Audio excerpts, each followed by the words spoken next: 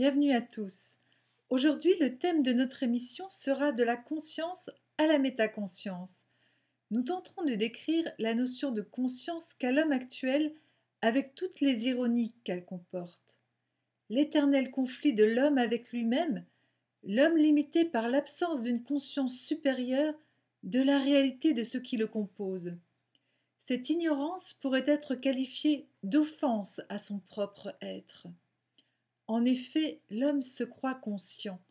Il chemine à travers les méandres de la vie en recherche perpétuelle de lui-même, à la conquête d'un équilibre où il aura finalement conscience de qui il est réellement. Pour cela, de nombreuses voies lui sont proposées, allant de la psychothérapie traditionnelle aux techniques de développement personnel et transpersonnel. Toutes ces technisations de l'esprit sont basées sur la recherche d'un nouvel état de conscience ou d'une façon d'être où son potentiel deviendra alors illimité. L'homme tout-puissant qui pense alors gérer parfaitement sa vie, ses affaires et qui tente d'aboutir à un certain épanouissement passant par de multiples pseudo-réalisations de soi. Il s'efforce par toutes sortes de moyens de trouver un processus de retour à lui-même en essayant de développer un cerveau fonctionnant à plein essor. Voilà la projection de l'homme actuel. Mais où se cache l'homme de demain? Où peut-il bien être? L'homme a de quoi s'interroger à l'heure actuelle sur ce qu'il qualifie justement de renouveau. Où se situe-t-il réellement? Qu'est-ce qu'il reproduit depuis la nuit des temps? Sa propre ignorance le conduit sans cesse sur des chemins sans issue. N'est-il pas temps pour lui de regarder la réalité en face sans la colorer? Ne peut-il faire autrement que de croire tout un tas d'individus qui se disent conscients, empreints des lumières d'entités de toutes sortes issues d'autres plans de la réalité? Mais de quelle qualité de conscience s'agit-il réellement? S'agit-il de la même capacité de conscience qu'il avait auparavant, mais camouflée par des subterfuges plus subtils? Ou s'agit-il de réalisations qui le mèneront à tout son potentiel humain, celles qui lui feront découvrir qui il est réellement et qui lui permettront d'activer, de réveiller ce potentiel qui est déjà en lui? Sans une réalisation claire et précise de cette différence, l'homme risque une fois de plus de se perdre à travers toutes ces notions à la fois ésotériques et purement psychologiques, pour encore une fois se faire à nouveau disparaître sous le poids de son impuissance à réaliser son potentiel humain. Quelle est donc la différence fondamentale entre ce que l'homme appelle être conscient, c'est-à-dire ce que l'homme a de lui-même lorsqu'il a accumulé des connaissances ésotériques et spirituelles, et ce que vous appelez la métaconscience? La différence entre la conscience psychologique et la métaconscience, c'est justement le fait que la métaconscience, ou ce qu'on appelle la métaconscience, c'est une conscience supérieure à la conscience psychologique. Qu'est-ce que la conscience psychologique? C'est une conscience qui est basée sur la forme, surtout, sur l'attachement à la forme, qui est basée sur la mémoire passée. Et la métaconscience n'est pas attachée à la forme, utilise la forme, et n'est pas attachée au passé, justement. Elle crée le futur, elle se crée au fur et à mesure. Alors, principalement, si vous voulez, la métaconscience et la conscience, surtout la conscience, ça a été galvaudé, si vous voulez, depuis très longtemps, dans le sens que les gens, en général, qui s'intéressent à ces sujets-là, vont parler de conscience.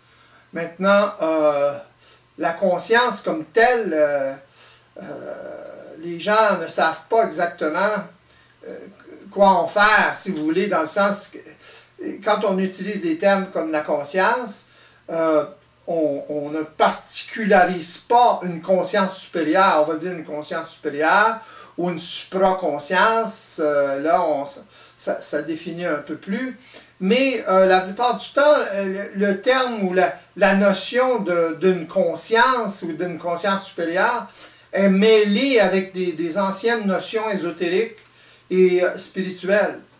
Tandis que la métaconscience, c'est justement pour le terme, justement faire une distinction entre la conscience ordinaire, psychologique, et une conscience supérieure, réelle, ajustée justement à la réalité systémique. Alors, à partir de là, ben, l'individu peut commencer à se situer en rapport avec ce qu'il vit, en rapport avec sa conscience psychologique et en rapport avec une conscience justement supérieure ou une métaconscience. Donc, depuis tout temps, l'homme traverse une épopée dans laquelle il colore sa conscience et crée des filtres qui sont tous issus de sa mémoire passée. Cette structure l'emmène sur un chemin qui n'est pas le sien, chemin que l'on pourrait qualifier d'intrus. Les bases de cette conscience demeurent donc les formes d'une mémoire passée à laquelle il s'attache pour survivre. Cette même notion évolue pour finalement éclater au fil des réalisations de l'ampleur de son ignorance. En attendant, l'homme, tel un fruit bien portant, bien gras de toutes ses ignominies, avance lourdement dans sa vie, enchaîné à sa programmation évolutive inconsciente. Ce gros boulet qu'il traîne à ses pieds l'empêche de vivre sa vie dans sa réalité. Quand s'en libérera-t-il? D'après ce que Charles nous a si bien évoqué, lorsqu'il aura coupé ses chaînes évolutives et qu'il se sera enfin mis en route sur son chemin créatif. L'homme, enfin plus vigilant, finit par ressusciter. Il s'ouvre à un autre monde où sa puissance devient réelle, où il commence à se situer en rapport avec ce qu'il vit, en rapport avec sa conscience psychologique et une conscience supérieure, c'est-à-dire une métaconscience ajustée à la réalité systémique. C'est ce nouveau sens de la réalité qui commence à se développer, à prendre son essor au fur et à mesure de ses réalisations et de ses expériences individuelles qui lui permettront de développer tout son potentiel créatif. Il commence alors à être moins attaché à la forme et l'utilise, ce qui le détache peu à peu de sa mémoire passée. C'est alors qu'il respire de l'air épuré et les fruits qu'il porte sont bien plus savoureux et font tremplin à une nouvelle réalité où enfin il pourra être en puissance dans sa vie au lieu de toujours la subir. Pour cela, écoutons Charles à qui nous demandons: qu'est-ce qui fait que l'homme peut accéder à cette métaconscience? Par quel biais peut-il y accéder? La seule façon d'accéder à cette métaconscience, curieusement, paradoxalement, c'est en neutralisant en soi l'ancienne conscience. Dans le sens que ce qui nous empêche d'être dans une conscience systémique supérieure, c'est les habitudes qu'on a de fonctionner, de penser, de se fier à la pensée, d'être continuellement désinformé par la pensée, justement. Et c'est ce fait-là qui fait que l'ego ne peut accéder à ce qu'il est réellement ou à sa conscience réelle ou à son identité réelle. La porte s'ouvre donc quand l'homme n'est plus sous le joug de son ancienne conscience par le fait qu'il réalise qu'il est totalement désinformé par sa pensée. Tout ceci lui est totalement voilé. Oui, cette conscience supérieure, cette métaconscience lui est complètement voilée parce qu'il n'a jamais eu d'expérience de ce genre de conscience. De tout temps, l'ego, l'homme, a vécu certaines expériences, mais ces expériences étaient toujours teintées de la mémoire du passé. Alors, les quelques individus qu'on qualifie d'initiés ont sorti quelque peu de la boîte involutive pour parler de ce qu'ils percevaient intuitivement. Mais c'était quand même encore une perception intuitive. Tandis que quand on parle de métaconscience, ce n'est plus une perception intuitive, c'est une perception purement mentale et vibratoire de la réalité. C'est-à-dire une perception qui est basée sur l'expérience réelle dans la vie de tous les jours, disons. Est-ce que les initiés du passé ont eu un contact plus ou moins direct avec la réalité? Bon, il était bien sûr toujours filtré, mais ce contact était de quel ordre? Ben, justement, les initiés du passé, tout homme, finalement, a un contact avec la réalité. Mais ce contact leur est voilé, justement. Et pourquoi? Parce que par manque d'expérience, les initiés, ce qu'on appelle les initiés, ont été des êtres très sensibles qui sont allés au-delà des perceptions purement intuitives et psychologiques. Le peu qu'ils ont pu percevoir ont créé des systèmes de pensée, des écoles. Alors, imaginez, ce fut tous des petits contacts avec la réalité, mais ces contacts avec la réalité, si vous voulez, ou ces perceptions de la réalité, ont été interprétés par les individus, par manque d'expérience, justement, et ça a donné les différentes religions, que ce soit la religion catholique ou la religion chrétienne, les religions chrétiennes ou les religions hindoues ou les religions arabiques, si vous voulez. Ça a donné, ça a créé justement ce genre d'interprétation de la réalité. Et c'est ça que l'homme vit depuis toujours, finalement.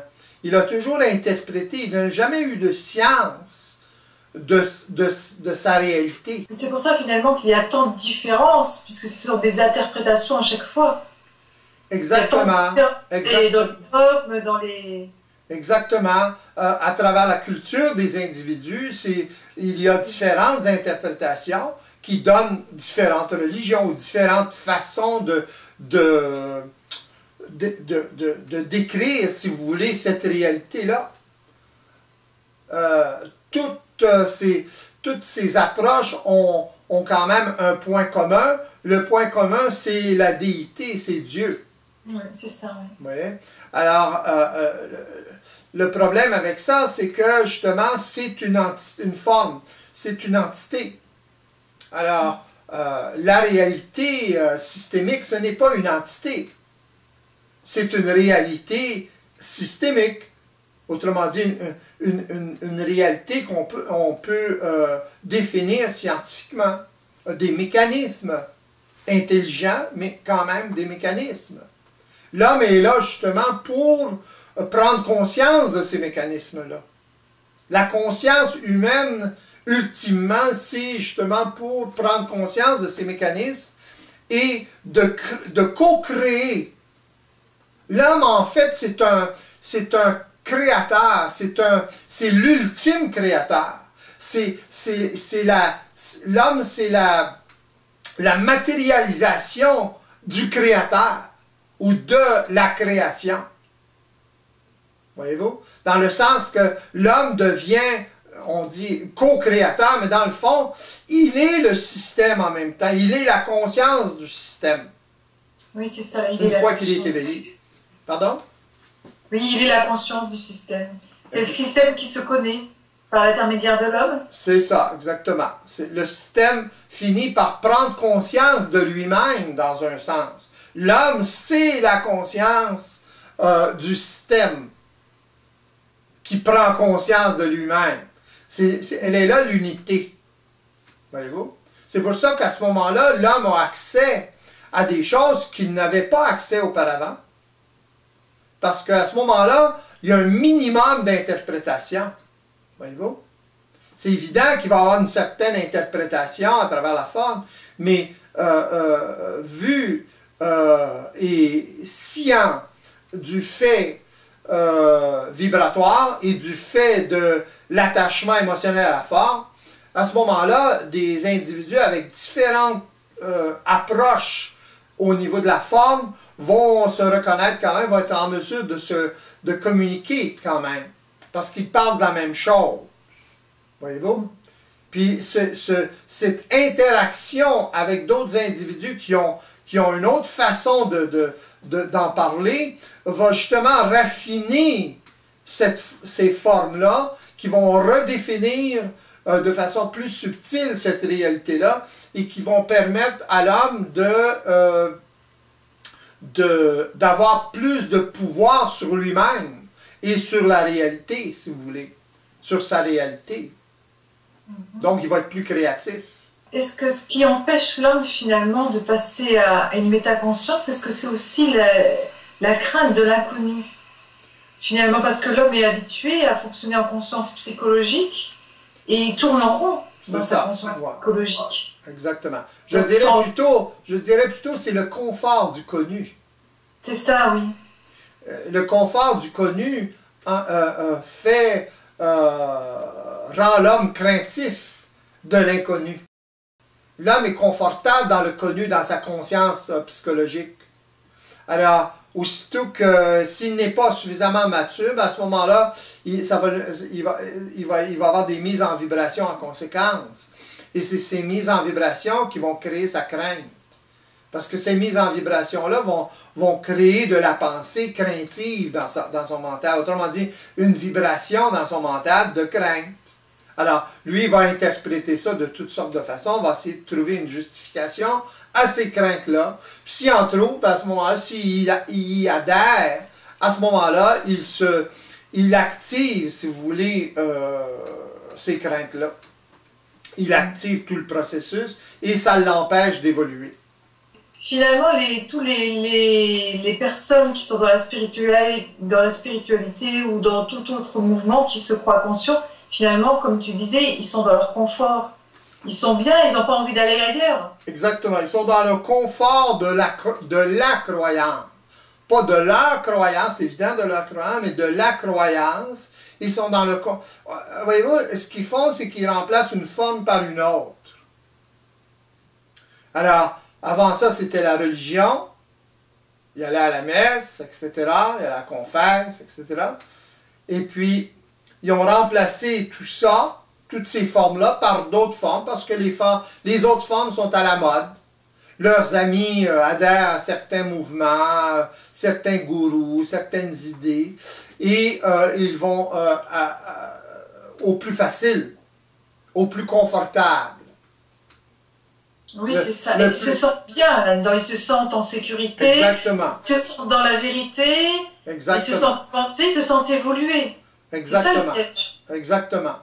Alors, si on regarde, par exemple, la conscience psychologique, c'est évident qu'une personne qui passe d'une conscience psychologique à une conscience ou à une métaconscience, ça ne se fera pas facilement. Dans le sens, pourquoi? Parce qu'il y a des habitudes, justement, de confort. Voyez-vous? Il y a des habitudes, il y a des souffrances, mais les souffrances sont en fonction des habitudes de confort. Voyez-vous? L'ego ne veut pas s'adapter à la réalité. C'est ça qui crée la souffrance. Pourquoi? Parce qu'il veut rester confortable dans ses habitudes. Il est programmé en conséquence. C'est là le problème. Il n'en a pas conscience. Il n'en a pas conscience, exactement. C'est doublement occulte. C'est très occulte.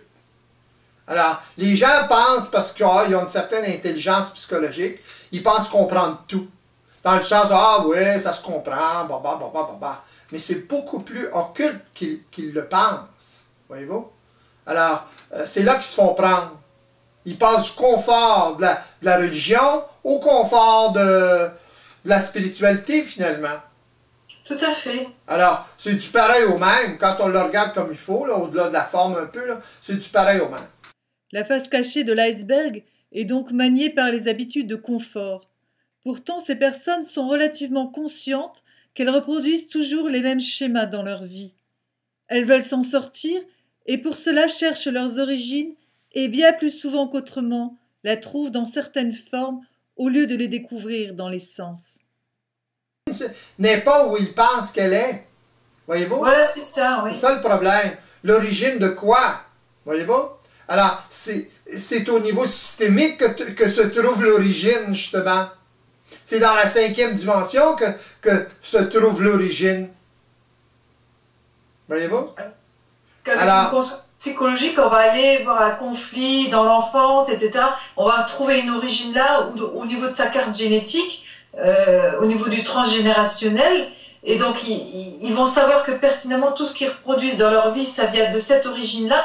Mais ils vont prendre conscience aussi qu'ils sont toujours piégés et qu'ils reproduisent et qu'ils n'y arrivent pas. C'est ça. Ils cherchent autre chose, mais ils ne trouvent jamais. C'est ça. Le problème, c'est que la génétique, c'est la génétique, et la programmation, c'est la programmation. Voyez-vous?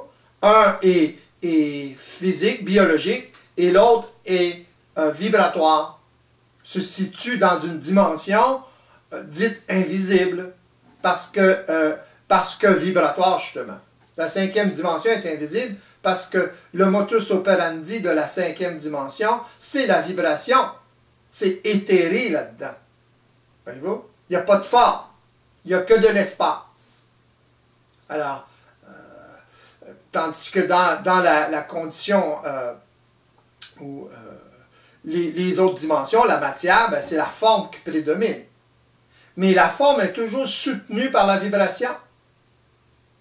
Alors, c'est là que l'observation multidimensionnelle fait toute la différence et permet justement une métaconscience.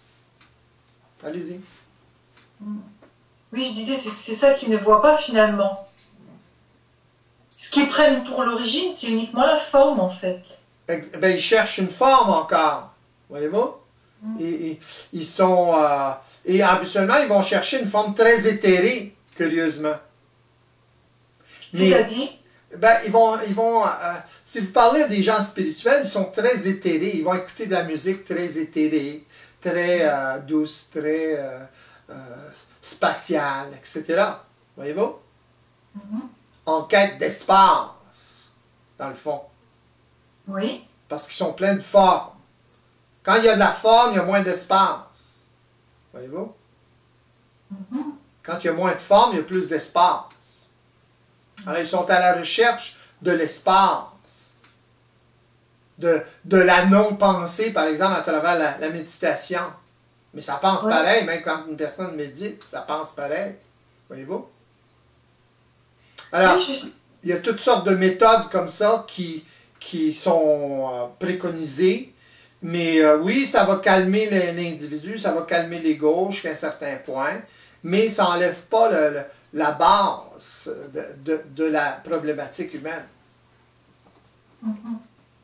Oui, parce qu'il y a de nombreuses personnes, d'ailleurs, quand on interroge les gens, souvent, on dit « mais qu'est-ce que tu appelles la conscience ?» ou qu'est-ce que... C'est souvent, c'est être dans le ici et maintenant, être présent maintenant, et toutes ces recherches, finalement, c'est la recherche de la vacuité, de la plénitude. C'est ça. Là où on retrouverait, en fait, notre identité réelle.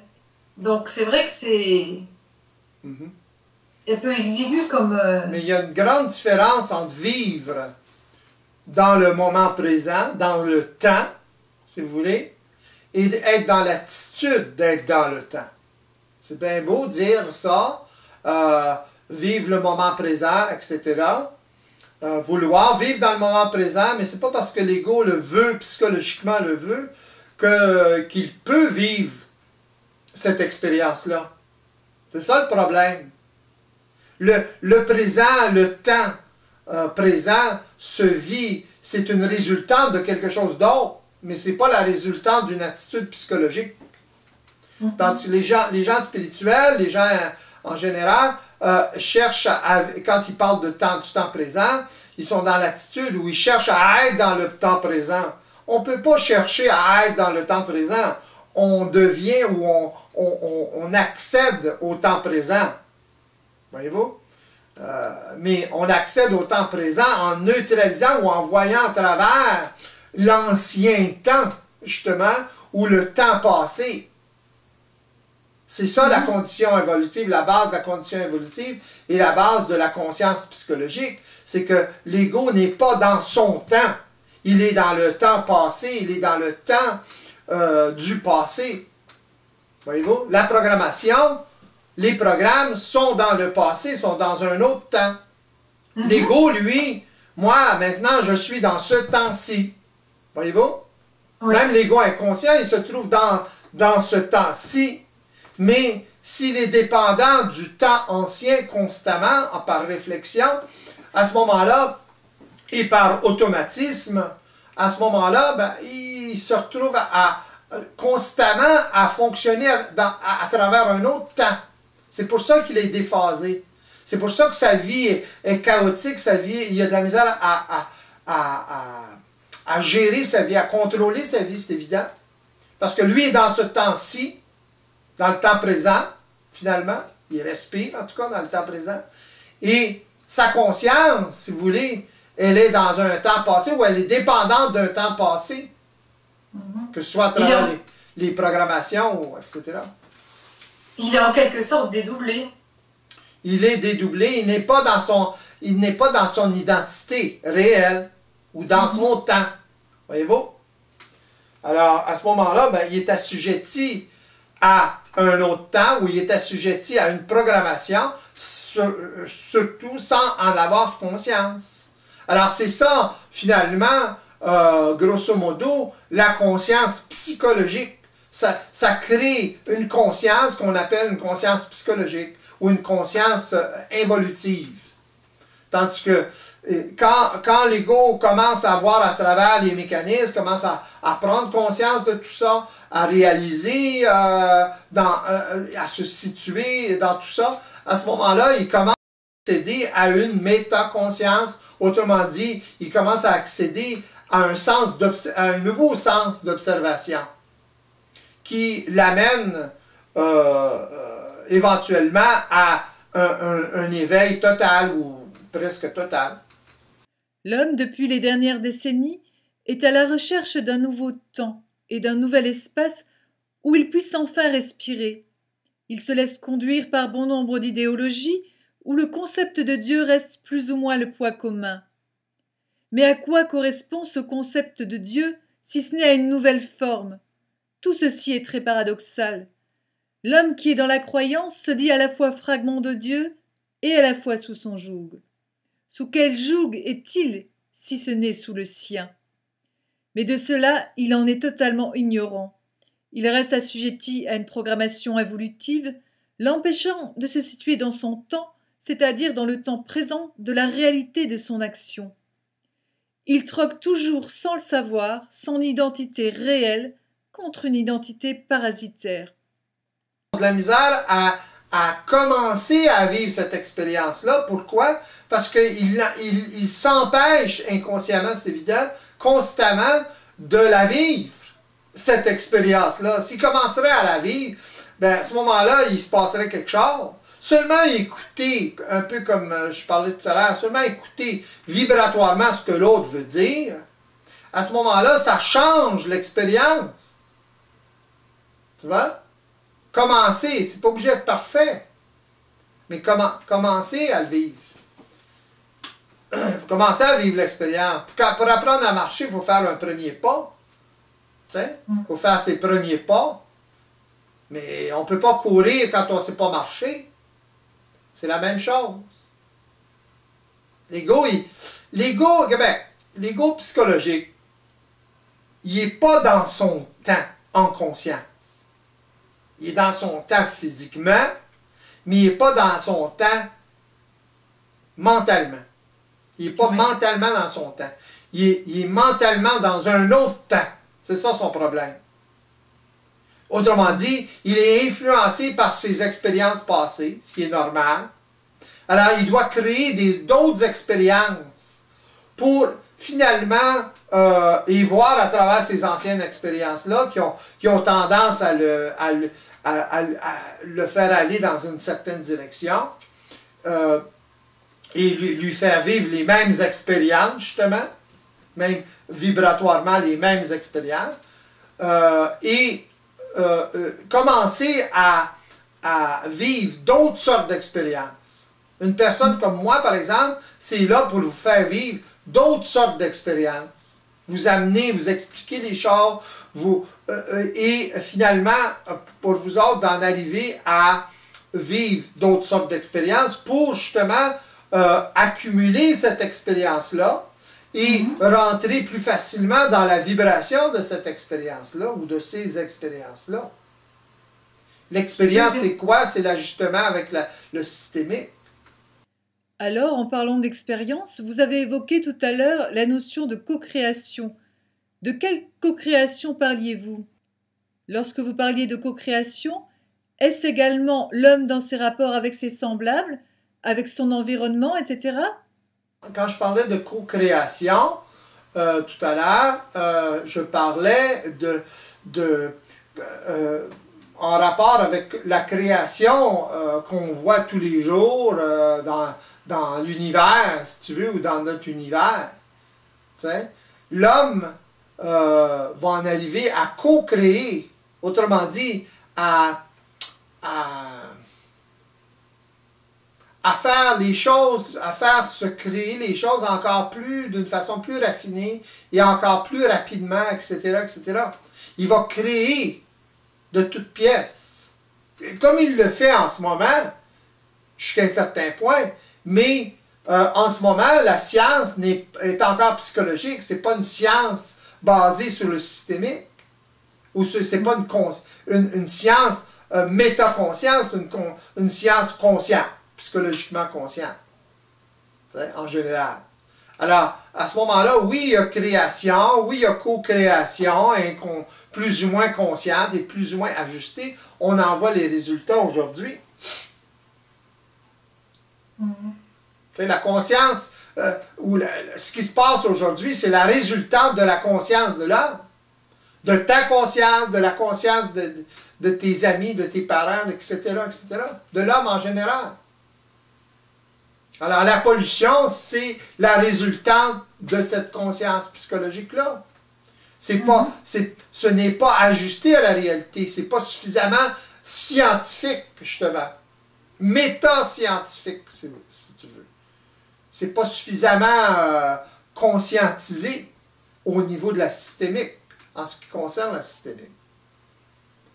Tu sais, c'est bien beau, la science, mais quand la science, le feu, c'est bien beau, ça réchauffe, mais ça peut aussi brûler, tuer, etc. Alors, quand l'homme s'en sert de façon plus ou moins consciente, ben, ça donne ce que ça donne. Tu sais? Quand tu parles de co-création, c'est en fait avec tout, avec l'environnement, les hommes entre eux, mais c'est l'homme avec son environnement, etc. L'homme avec son environnement, etc. Autrement dit, en arriver à une science de la création, justement. Tu sais? La création, comment qu'elle se fait? Elle se fait de façon automatique. Oui, c'est intelligent, très intelligent, mais c'est automatisé.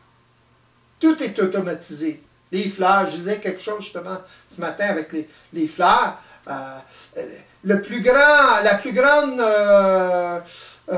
apport de l'évolution des fleurs, c'est la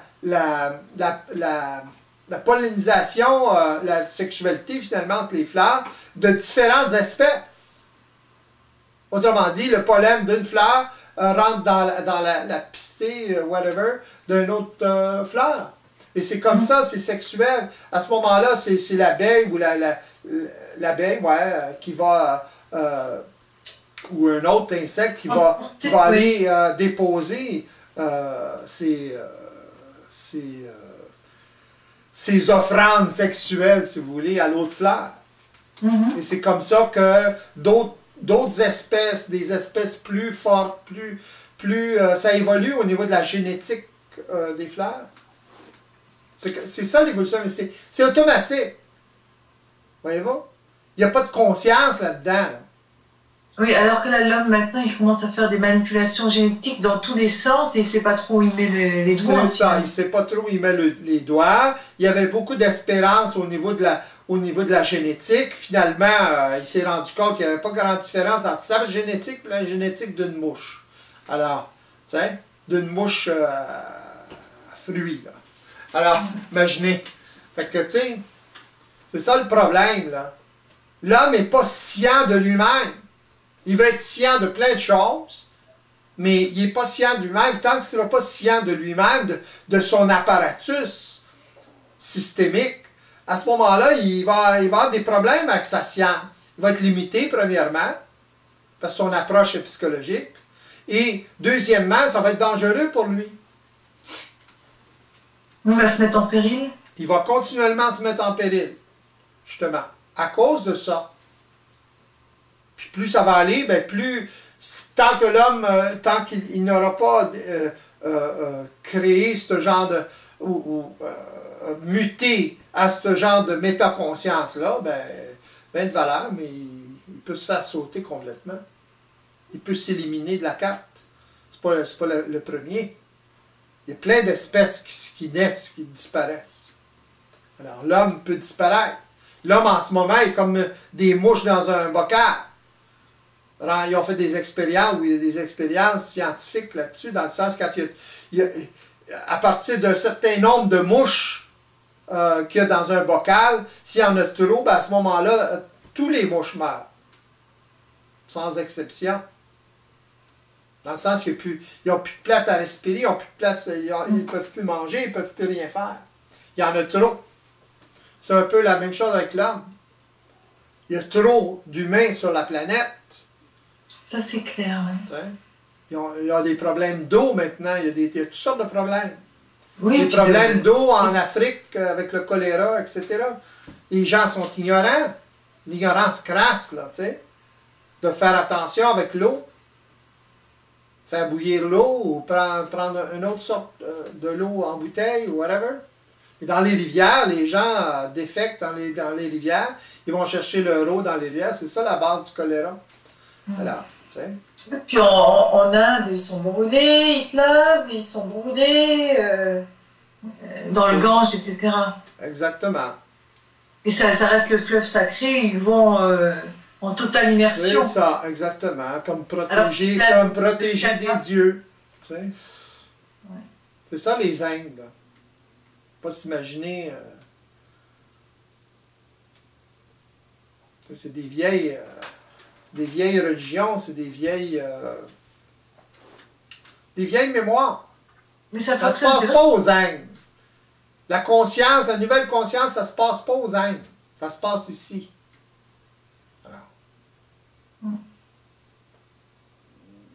Les mémoires sont... Le karma est beaucoup trop puissant, beaucoup trop fort, supporté par le collectif, justement. Oui. Essayez de parler de conscience comme j'en parle, aux Indes, vous allez voir. C'est pas possible. Ou ailleurs, dans des endroits trop religieux. C'est dangereux. Alors, c'est ça le problème. Ça va jusqu'au meurtre, ça va jusqu'au... C'est ce que j'allais dire, ils te font sauter tout de suite. C'est ça. Pour protéger leur forme, le statu quo psychologique. Et voilà, il y a beaucoup de résistance. L'homme de demain, qu'adviendra-t-il de lui s'il continue à s'isoler et à s'aveugler dans les voiles de la spiritualité? Voilà les questions que l'on pourrait se poser pour remédier à notre insuffisance de conscience. Peut-être qu'une mise en péril de notre subsistance nous poussera à enfin faire les premiers pas. Nous donnera peut-être la pulsion pour sortir de notre nid douillet dans lequel nous avons tendance à constamment nous réfugier. La vision d'une telle clarté nous fait-elle si peur? Ou serait-ce plutôt la responsabilité que nous devons assumer? De quoi avons-nous peur, si ce n'est du vide de ce que nous ne connaissons pas?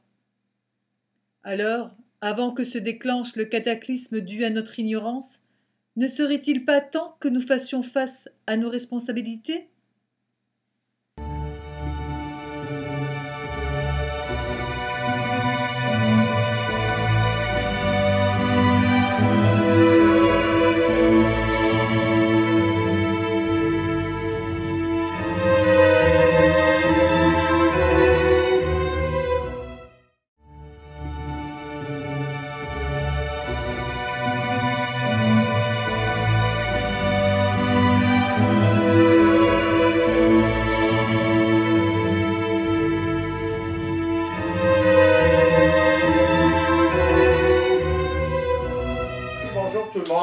Bonjour Isabelle, bonjour Pierre.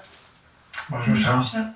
Alors la question que j'aimerais vous poser est la suivante. Dans quelles conditions la nouvelle conscience émergera-t-elle? Est-ce que cela prend l'expérience d'un nombre suffisant d'hommes pour contrecarrer la force de la mémoire karmique? Euh, la nouvelle conscience, c'est une conscience individuelle. C'est évident que plus il va y avoir d'individus sur la planète qui sont conscients, ben plus c'est cette conscience qui va prendre la priorité, si vous voulez, et ça va changer beaucoup de choses. Alors, ça va changer justement le karma humain. Automatiquement, avec le temps, ça va changer le karma humain, puisque cette nouvelle conscience, c'est une conscience qui utilise l'énergie de l'ancienne, si vous voulez. Alors, à partir de là, beaucoup de choses vont changer, justement. Oui, justement, vous nous avez parlé de la création d'une science de la réalité née de l'alliance d'hommes de plus en plus ajustée à la réalité systémique. Est-ce une nouvelle base pour les générations à venir? Est-ce qui va activer l'accélération justement du processus de mutation, comme vous le disiez à l'instant? Oui, plus il va y avoir d'individus qui sont en conscience ou en métaconscience, surtout, il faut faire une différence. Genre, pendant le début de l'émission, on a fait la différence un peu, mais il y a une très grosse différence justement entre ce qu'on appelle, ce que les gens disent ou parlent quand ils parlent de conscience, je suis conscient ou la conscience, ça ne veut rien dire. Voyez-vous? Parce que les gens utilisent justement ce terme-là à qui mieux mieux, et ce terme-là est galvaudé justement. Il faut faire une différence entre l'éveil et la croyance parce qu'on a certaines connaissances, une certaine connaissance d'une certaine réalité, qu'on est conscient. De la conscience ou de la métaconscience, c'est factuel, c'est dans dans notre vie de tous les jours qu'on s'en rend compte et que les autres s'en rendent compte. Voyez-vous? Il faut la vérifier. Alors, si on ne la vérifie pas, si on n'a aucun moyen de la vérifier, ben on n'est pas éveillé. C'est évident. Voyez-vous? Parce qu'elle se manifeste dans la matière. Oui? Il y a une question sur le chat, un peu par rapport à ça, qui vient de Axon. Quels seraient les traits caractéristiques de l'homme nouveau? Comment pourrait-on le reconnaître, justement? Oui. Pour reconnaître un homme métaconscient, l'homme métaconscient, premièrement, est moins attaché à la forme, donc on peut communiquer plus facilement avec lui. Autrement dit, il va écouter ce que vous voulez dire au lieu d'écouter ce que vous dites. C'est une des caractéristiques principales. Mais d'autres caractéristiques, c'est que justement, à cause de ça, justement, la communication va être beaucoup plus facile.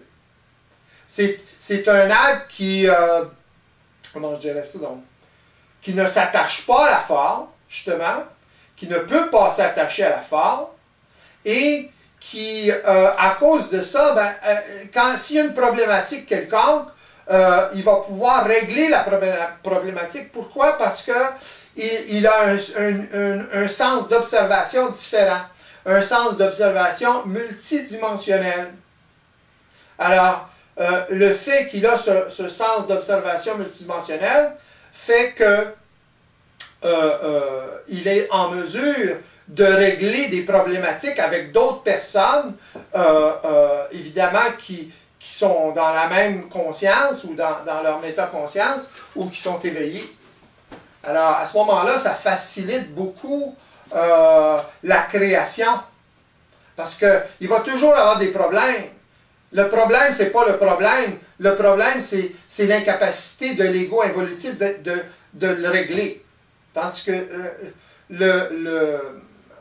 la personne métaconsciente, elle a la facilité de régler les problèmes. Encore une fois, pourquoi? Parce qu'elle connaît la désinformation en elle. Autrement dit, elle sait les pièges de la désinformation, de la pensée qu'elle peut avoir dans son mental. Elle ne croit plus. Elle est au courant, elle est dans le savoir de ce qui se passe. Alors, elle est beaucoup plus objective face à la pensée qu'elle a dans son mental. C'est ça la différence fondamentale. Alors, on pourrait dire qu'elle n'est pas assise sur ses positions, elle n'est pas en train de défendre une position, elle est ouverte à la discussion, en fait. Oui, c'est évident que si une personne arrive avec des formes, elle va détruire ces formes-là. Ça, c'est évident. Mais elle va l'expliquer à travers des formes, c'est évident, mais elle ne sera pas assujettie à ces formes-là. Alors, c'est ça la différence principale. Voyez-vous? Une personne se disant consciente qui adhère mordicus à certaines formes de croyance, justement, à ce moment-là, ben, c'est évident pour une personne qui est éveillée qu'elle n'est pas éveillée. Voyez-vous? Puisqu'elle bloque, puisqu'elle adhère à certaines formes de façon émotionnelle. C'est l'attachement émotionnel à la forme qui fait la différence. Il ne s'agit pas de ne pas avoir de forme ou de ne pas adhérer à des formes. Il s'agit tout simplement, pour l'ego, de voir à travers le jeu de l'attachement émotionnel aux formes. C'est ça l'énorme différence. C'est une autre caractéristique de l'homme nouveau. Mais ce n'est pas parce qu'une personne le comprend qu'elle peut l'agir, qu'elle peut le vivre. Il faut faire une grande différence entre la compréhension psychologique et la réalisation. Il y a une énorme différence entre les deux. Et la différence, c'est le fait que quand une personne comprend, elle se croit intelligente de sa compréhension et de cette façon-là s'empêche de réaliser. Alors, c'est elle-même, dans ses habitudes psychologiques, intellectuelles, qui s'empêche d'évoluer. C'est normal puisque l'ego a besoin de se valoriser tout le temps, puisqu'il n'est pas dans son identité réelle. Alors, on peut en parler de ce processus-là en question. On peut appeler ça, l'homme se désinforme lui-même par ce processus-là. En fait, ce que je voudrais, c'est que tu éclaircisses qu'est-ce que c'est la réalité systémique dans tout ça. Qu'est-ce que c'est la réalité systémique? C'est la réalité du système. Qu'est-ce que c'est le système? Comment ça fonctionne? Autrement dit, la vie fonctionne vibratoirement. Autrement dit, l'essence de la vie est vibratoire.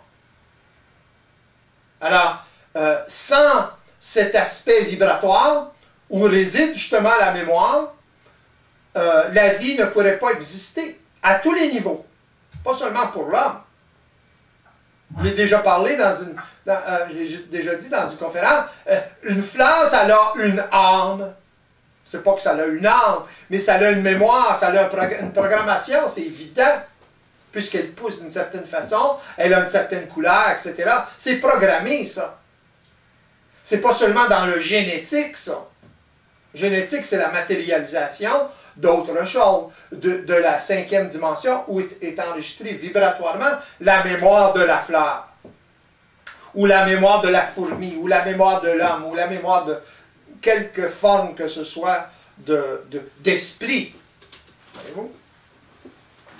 Parce que la matérialisation, dans un corps quelconque, soit une fleur, ou une fourmi, ou un homme, c'est de l'esprit. Très primaire pour une fleur, très primaire pour une fourmi, mais c'est quand même de l'esprit. L'esprit est comme en expérience dans la matière. L'homme, c'est le summum de cette expérience-là, c'est tout. Il ne faut pas prendre l'esprit pour autre chose que c'est.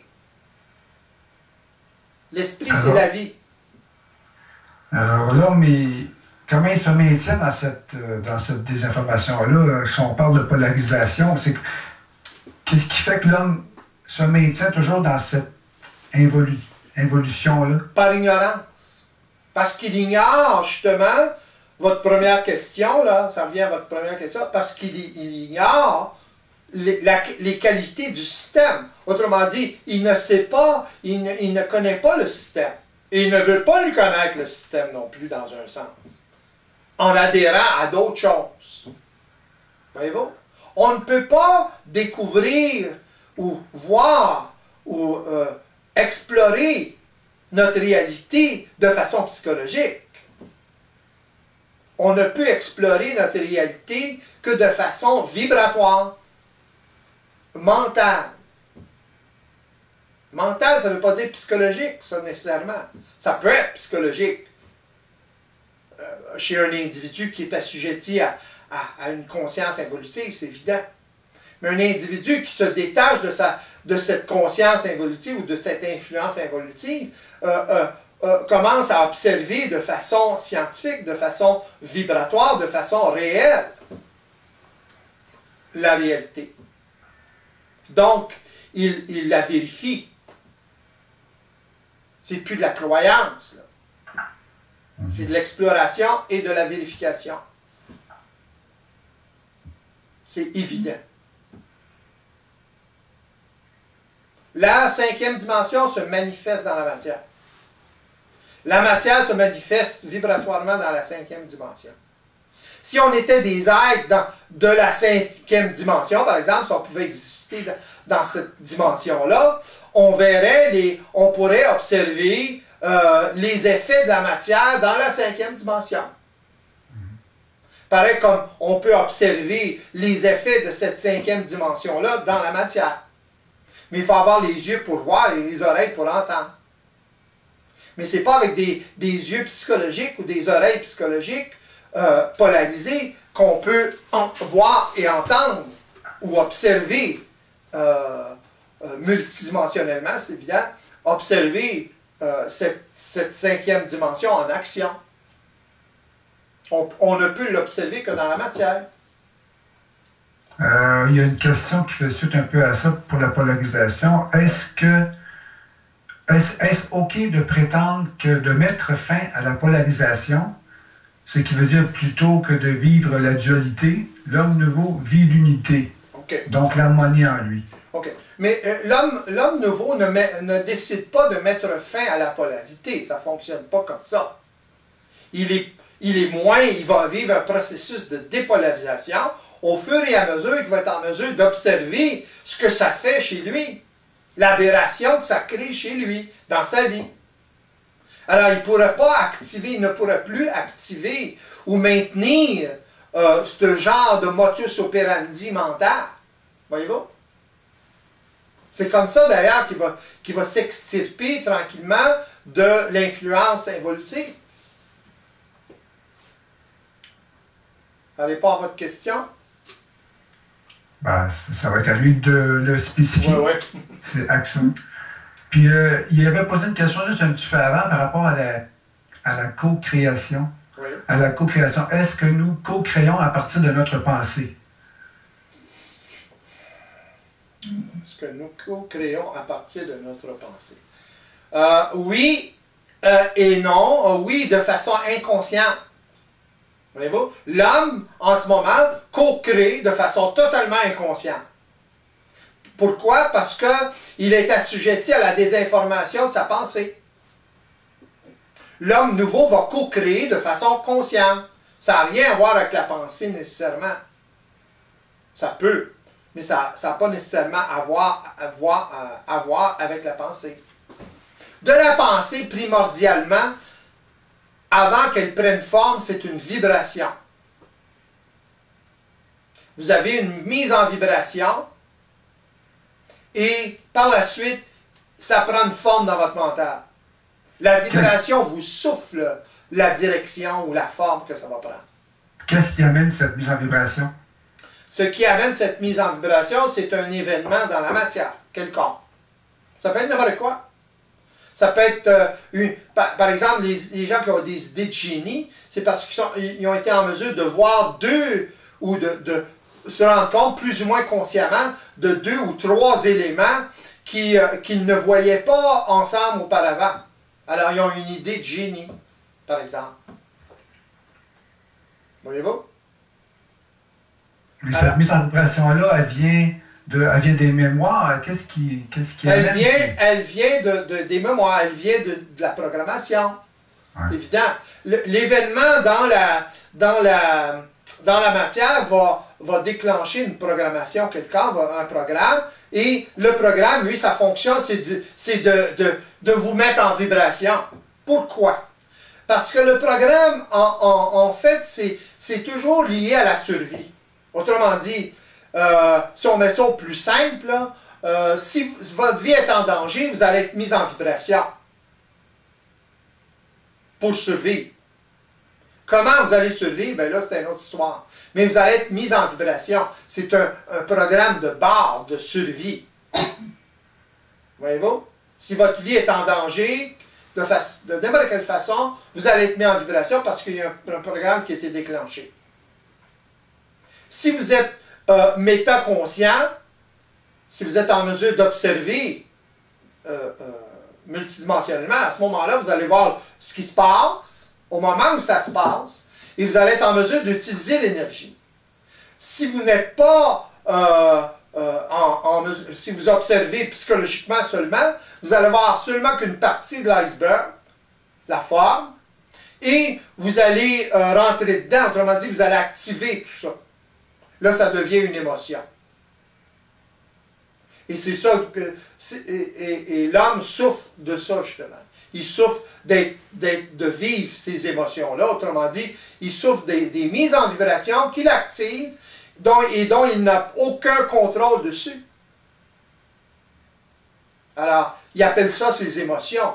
Ce que ça veut dire, émotion, ça veut dire non-contrôle, amplification d'une situation quelconque qui n'a rien à voir avec ce qui l'a déclenché, nécessairement.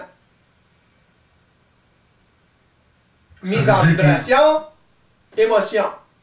Voyez-vous? Mise en vibration, c'est normal, c'est le programme qui se déclenche, mais vous n'êtes pas obligé de l'activer, le programme. Si vous êtes inconscient, ignorant de ce qui se passe, c'est évident, vous allez l'activer sans le savoir. Voyez-vous? Oui?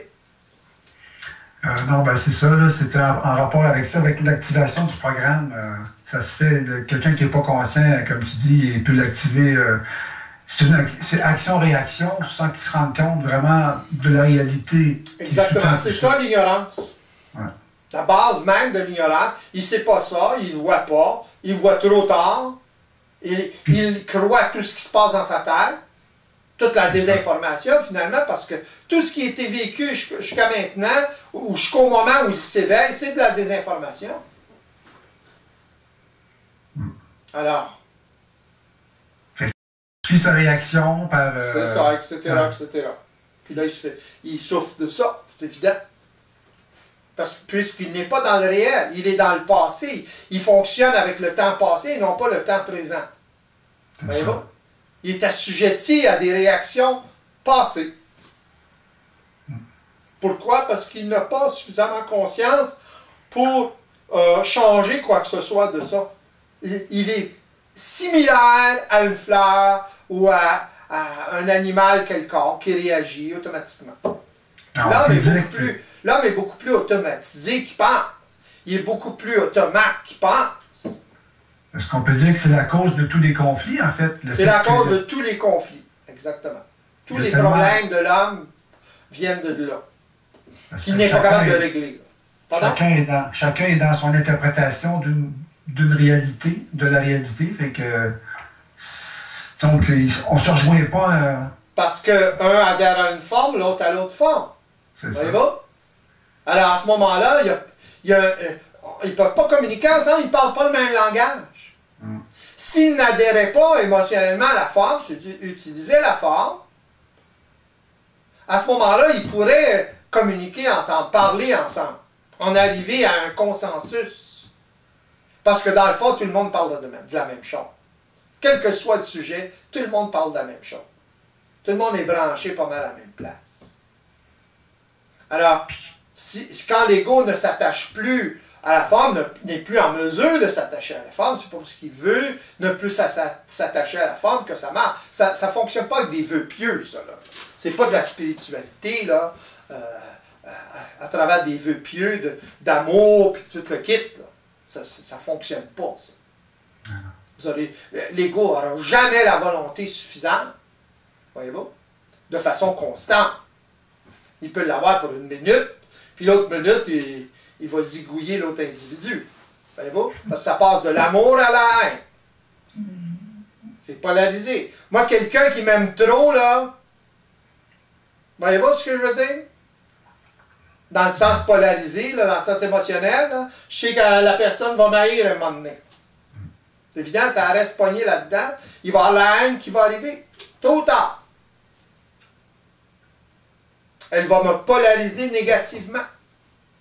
C'est évident.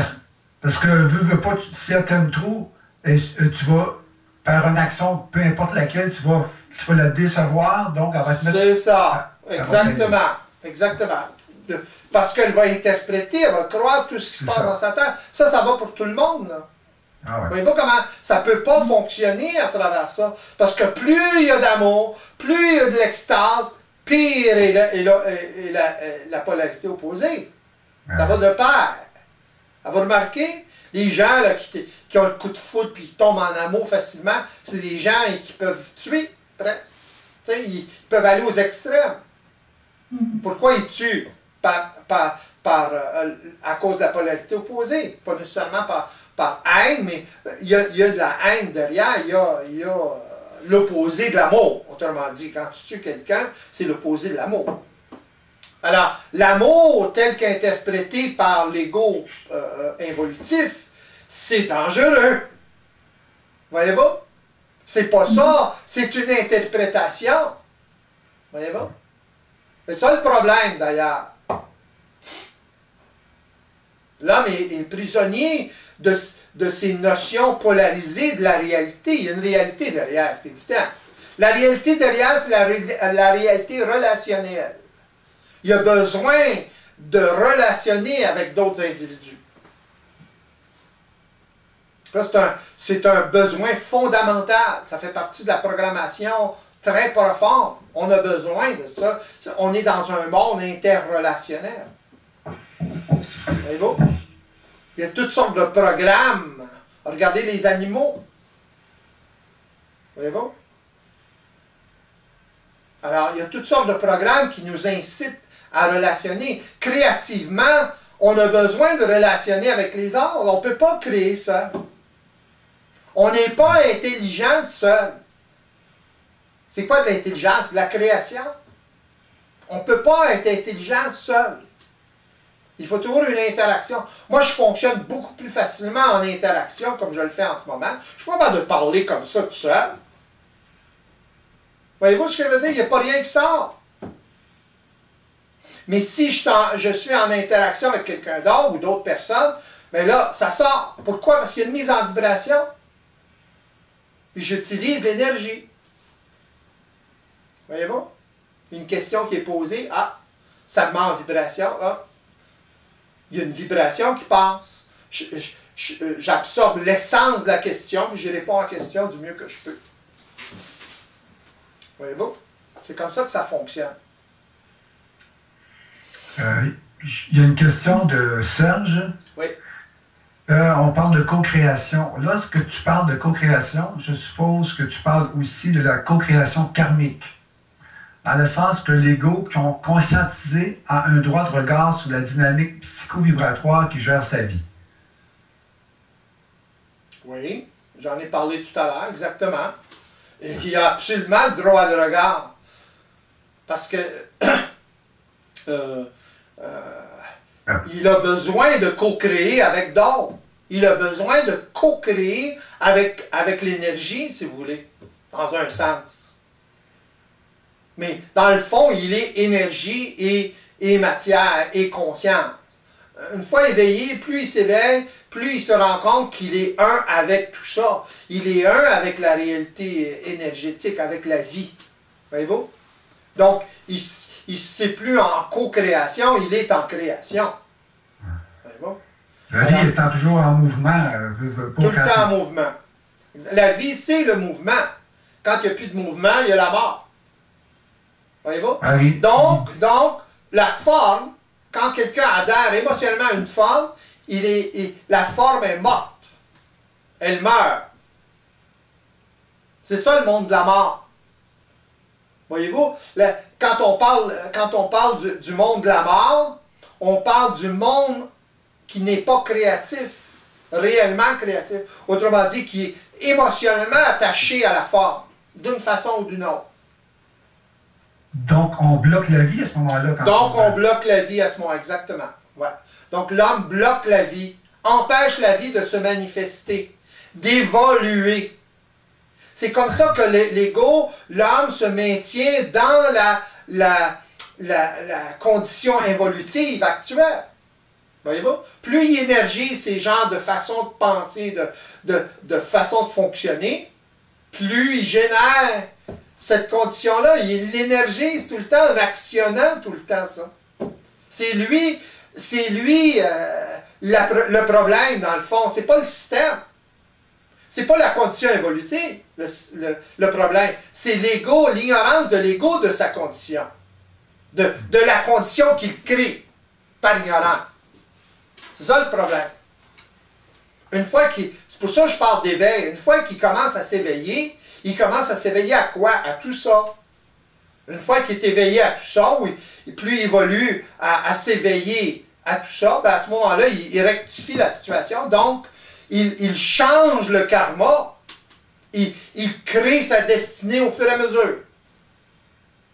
Alors Serge, il dit, ça veut dire ça. D'ailleurs, peut-on dire que l'éveil fait passer l'ego du statut de soumission totale à celui de co-créateur, justement? Exactement, ouais. À celui de créateur. De créateur. Co-créateur quand on le regarde du point de vue psychologique, mais créateur quand on le regarde du point de vue systémique.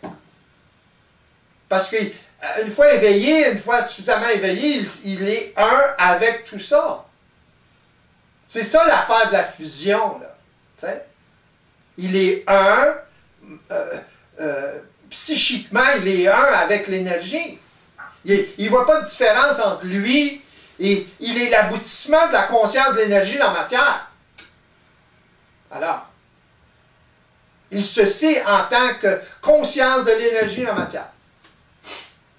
Alors, l'énergie qu'il reçoit n'est plus colorée. De moins en moins, c'est évident. S'il la colore, il paye le prix, il voit à travers, il a fait l'erreur, il est capable de voir l'erreur à partir du moment où il commence à s'éveiller. Avant ça, il ne voyait pas l'erreur. Tu sais, les petits cartoons, là, chercher l'erreur, là, c'est ça. C'est de chercher l'erreur, être en mesure de la voir, l'erreur. Les 8 erreurs. Voyez-vous? Vous avez déjà vu ça, les choses dans les journaux, là, où il y a des...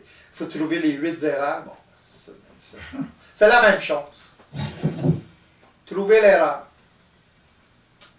La capacité. Il faut quand même qu'il développe la capacité de l'accepter, l'erreur. Pas la trouver tellement, mais de l'avoir et de l'accepter.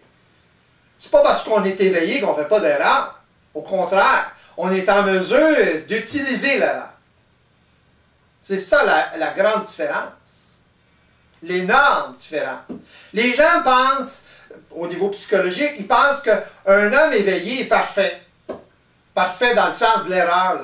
Il ne fait pas d'erreur. C'est pas de même que ça fonctionne. La différence fondamentale, c'est qu'il est en mesure d'utiliser de plus en plus parfaitement les erreurs de parcours qu'il peut faire. C'est ça la différence. Donc, si vous avez plusieurs personnes qui sont dans le même état, ben à ce moment-là, c'est facile pour eux de corriger les erreurs entre eux ou les problématiques entre eux. Parce qu'ils sont ouverts. Ils ne regardent pas l'erreur de façon négative, polarisée. Ils regardent l'erreur de façon créative. On peut pas créer des choses parfaites instantanément. Ça fait partie de l'illusion psychologique. Mais tu disais aussi que l'homme qui s'éveille, comme tu dis, ne peut pas être parfait parce qu'il n'y a pas d'expérience de cette nouvelle réalité-là. Exactement. Donc, il doit évoluer dans cette nouvelle réalité-là.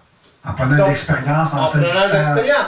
Comme je dis, la seule différence, c'est qu'il est en mesure, une fois éveillé, ou une fois qu'il commence à s'éveiller, de voir, d'observer multidimensionnellement de plus en plus les erreurs qu'il peut faire.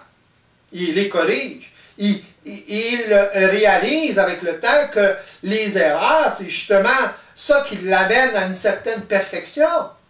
Pourquoi? Parce qu'il est capable de l'utiliser. Ça fait partie de la créativité, de la création ou du processus créatif. L'erreur, c'est pas une erreur. C'est une correction de parcours, pas la même chose. Regardez comment je le regarde. Là. Je ne le regarde pas de façon polarisée. Donc, mon mental est dépolarisé face à ça. Voyez-vous? C'est ça la différence fondamentale d'un homme éveillé ou d'une personne ou d'un individu métaconscient. On est tous en évolution dans ça. Il passe de 0 à 100 en partant. Ça, c'est typique. C'est pas comme ça que ça fonctionne. Mais au départ, il faut qu'il y ait éveil. Et là, définir, redéfinir, puis on va toujours redéfinir ce que c'est l'éveil dans ses moindres particularités. Vous allez le vivre. Quand vous allez le vivre, vous allez le savoir. Mais essayez de comprendre en me posant des questions. Non. Vous allez vous foudroyer, vous allez vous empêcher de vous éveiller si vous mettez de l'importance aux réponses. Les questions sont là seulement pour que vous et les réponses sont là seulement pour que vous en arriviez à réaliser certaines choses. Vibratoirement réaliser. Réaliser, c'est vibratoire. Comprendre, c'est psychologique. Alors, les questions et les réponses servent éventuellement à réaliser, pour que vous réalisiez quelque chose. Puis quand vous le réalisez, laissez-les tranquilles. Essayez pas de comprendre votre réalisation. Si vous essayez de comprendre votre réalisation, vous empêchez le processus de se faire. C'est là qu'on parle de désinformation? Oui. On se désinforme continuellement. Vous désinformez. Vous pouvez réaliser quelque chose de très potent, puis vous désinformer par la suite. C'est ça qui se passe tout le temps. Alors, dans le pratico-pratique de la vie, là, du quotidien, qu'est-ce qu'on peut... comment on peut vivre ça? Hein? L'observation multidimensionnelle, sans se désinformer continuellement. C'est de savoir que vous l'êtes désinformé continuellement. C'est tout. De le savoir, pas de le comprendre. De le savoir. Puis vous allez le savoir au fur et à mesure de l'expérience que vous aurez de voir à travers votre tendance à comprendre. C'est paradoxal, hein? Mais c'est comme ça. Non, mais c'est ça pareil. C'est ça. Fait que c'est là le problème. C'est difficile pour l'homme involutif de sortir de ces habitudes-là, d'essayer de comprendre. Je comprends. Mais c'est ça qui l'empêche de s'éveiller. Puis c'est normal qu'il réagisse comme ça. C'est normal. C'est normal. Tellement poigné dans son évolutif, dans sa tête que... C'est ça. Plus il est intelligent intellectuellement, pire c'est.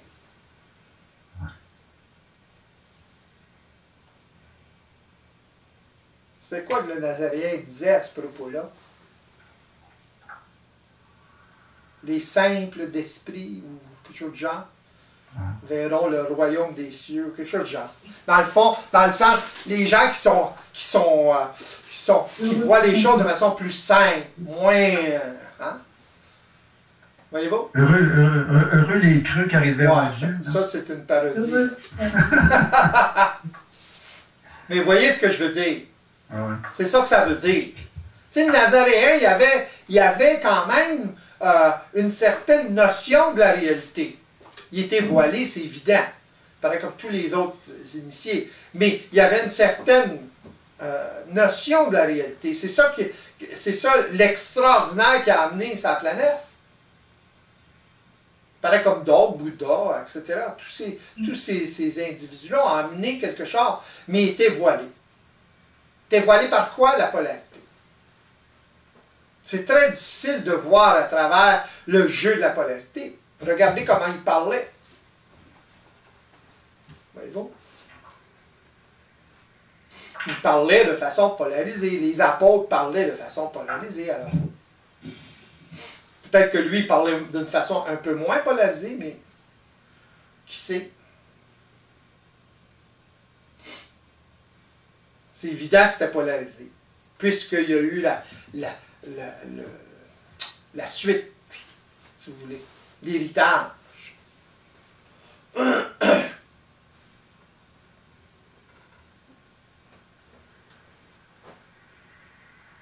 qu'il y a d'autres questions?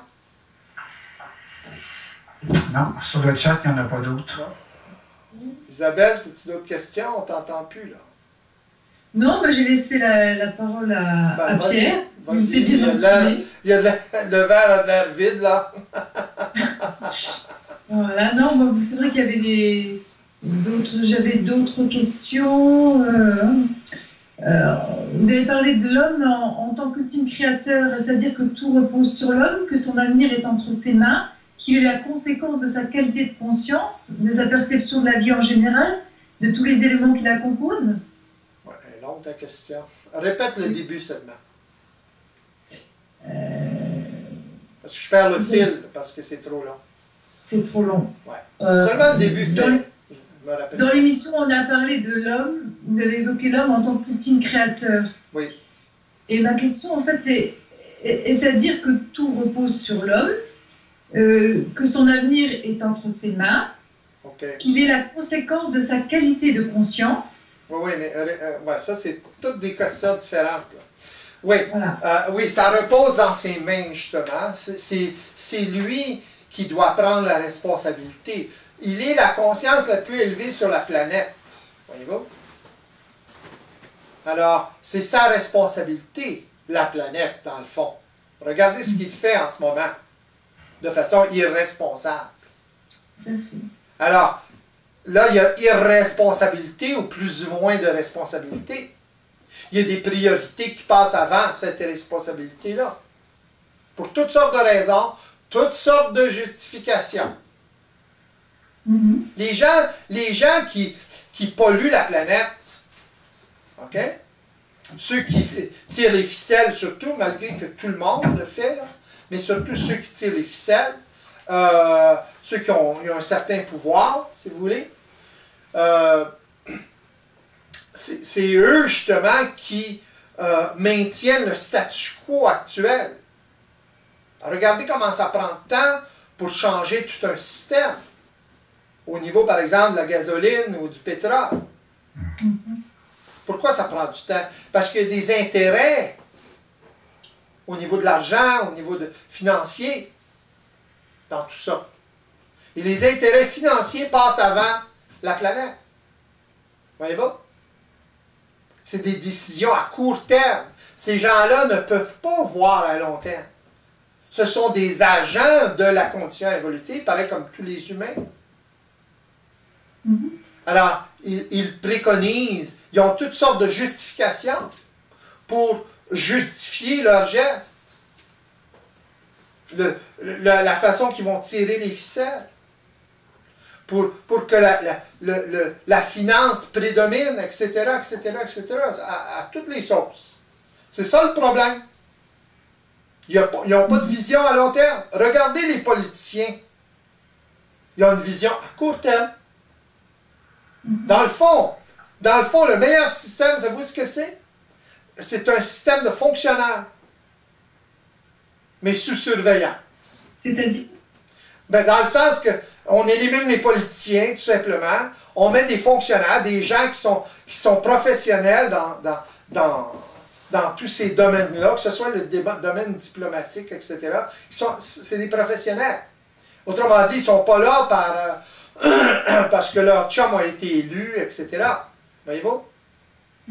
Autrement dit, il y a des dirigeants, mais un peu comme une compagnie, mais de façon beaucoup plus démocratique, dans le sens qu'ils sont sous surveillance. S'il y a de la corruption, si quelqu'un se fait prendre, il va en prison, il y a une conséquence. Voyez-vous? Alors, ces conséquences-là sont très, très strictes. Pourquoi? Le droit de regard est très strict. Pourquoi? Parce que des personnes dans ces positions de pouvoir-là, entre parenthèses, peuvent affecter la vie de beaucoup de monde, peuvent tuer beaucoup de monde par inadvertance, si vous voulez, ou par consciemment, dans un sens, parce qu'ils agissent d'une certaine façon, ils ne sont pas conscients qu'ils tuent les gens, mais il peut y avoir des conséquences comme ça. Alors, s'ils agissent de façon moins intelligente, à ce moment-là, ils ont les conséquences de ça. Alors, à ce moment-là, si vous avez un système où il y a des conséquences du genre, ben à ce moment-là, le système va s'auto-gérer dans le sens que les gens vont faire bien attention pour ne pas vivre les conséquences, c'est évident. C'est évident qu'il va y avoir des gens qui vont s'essayer, mais vous allez avoir un système beaucoup plus sain que le système en ce moment. Voyez-vous? Et en plus, des gens qui ont une certaine conscience de la réalité, c'est évident. Un système comme ça, ça va venir avec le fait qu'il y a de plus en plus de monde qui sont éveillés. Ils vont exiger un système du genre, ou quelque chose du genre. Ça ne veut pas dire que ce que je dis, c'est parfait, là. Mais ce que je veux dire, c'est que les politiciens agissent pour le moment, sur le moment, ils ne pensent pas à long terme. Pourquoi? Parce qu'ils ont des intérêts à court terme. Normal. Puis regardez, les gens vont voter pour ces gens-là. Ils les savent malhonnêtes. Ils savent comment ça fonctionne. Ils vont voter pareil. Pourquoi? Parce qu'ils n'ont pas le choix de voter pour un ou pour l'autre. Mais c'est du pareil au mal. Voyez-vous? Pourquoi? Parce qu'ils sont dans une conscience psychologique. C'est des gens, habituellement, en général, qui sont imbus de pouvoir. Alors, les gens élisent des personnes comme ça. Alors, après ça, ils se demandent pourquoi ils agissent de telle et telle façon. C'est normal. Il faut voir le big picture, là. En ça, on reste tout le temps dans la même chose. Pardon? Est-ce que vous avez terminé? Il y a une question sur le chat, là. Oui. Comment l'homme peut-il donner du crédit à sa réalisation, vu qu'il ne peut pas se fier à sa pensée? Comment l'homme peut donner du crédit? Ouais, c'est ça. Ouais, c'est une question intéressante, ça. Quand il en arrive à réaliser qu'il ne peut plus se fier à sa pensée, il se passe quelque chose, là. Voyez-vous? La nature a horreur du vide. Alors, quand l'homme en arrive à réellement ne plus se fier à sa pensée, parce qu'il sait que c'est toute la désinformation, de façon absolue, il est en mesure d'accepter ça, cette condition-là. Il se passe quelque chose. Et ce quelque chose-là va faire toute la différence. Les réalisations qu'il va faire, justement, il va être en mesure de les vérifier. Il va être en mesure de les laisser tranquilles. Donc, il va être en mesure de les faire évoluer à une autre réalisation. Parce que c'est pas seulement une réalisation qu'il faut pour n'importe quoi, finalement. Il s'agit de couches de réalisation qui amènent, si vous voulez, à un état de réalisation ultime, de plus en plus ultime. Alors, c'est pas parce que, quand les gens pensent que une réalisation c'est suffisant, ils ne parlent pas de réalisation, ils parlent de compréhension. Dans le sens que une compréhension, c'est suffisant. Je comprends ça, bon, je le comprends. Mais c'est pas comme ça que ça fonctionne vibratoirement. Vibratoirement, ça fonctionne par couches de réalisation. Il y a beaucoup de couches de réalisation qui doivent s'accumuler pour que l'ego, finalement, intègre vibratoirement ce qui se passe, ou l'état, ou intègre une façon de regarder les choses, etc. Voyez-vous ce que je veux dire? Oui, mais la question qui me vient, c'est comment il peut vérifier? Ben là, c'est ça qu'il va découvrir. Le quelque chose qui se passe, ça va lui permettre de vérifier. Avant ça, il ne peut pas vérifier. Il ne peut rien faire avant. Parce qu'il est toujours influencé par la désinformation. C'est ça le paradoxe. Les gens veulent comprendre, veulent être conscients, amènent leur conscience psychologique. Ça ne marche pas de même. Il faut vivre un processus. Et le processus commence seulement quand l'ego est en mesure de réaliser ou de voir, d'observer, de réaliser qu'il est en constante désinformation. C'est la première des réalisations, ça. C'est comme si la poule vient avant l'œuf. Ou l'œuf vient avant la poule, plutôt. Pardon? C'est quoi le quelque chose qui se passe quand tu réalises ça? Donc, qu'est-ce qui se passe? Il y a comme une prise de conscience là, qui fait que sa façon de voir les choses va changer? C'est ça. Ce qui se passe, c'est que s'il souffre suffisamment de la désinformation, puis il y a l'information au sujet de la désinformation, à un moment donné, il va se réveiller. S'il ne se réveille pas, c'est parce qu'il n'est pas assez évolué. Donc, il a besoin de souffrir encore plus. Il peut mourir de même. Pardon? C'est ce qui fait que cette prise de conscience-là fait que c'est comme si ça bascule. Exactement. Puis, c'est pas facile de se faire basculer comme ça. Pardon? C'est là qu'il va commencer à prendre de l'expérience de sa condition, c'est ça, exactement. De son identité réelle. Exactement. Commence. Justement. Ouais. Comme un petit bébé à ce moment-là. C'est pas facile à accepter ce vide-là, ce vide d'expérience-là. C'est ça le problème. C'est ça qui crée de la résistance chez l'ego involutif. Quand il écoute une personne comme moi, par exemple. Quand il entend une personne comme moi, c'est ça qui crée la résistance automatique dans sa tête. Pardon? Parce que ça mène une insécurité.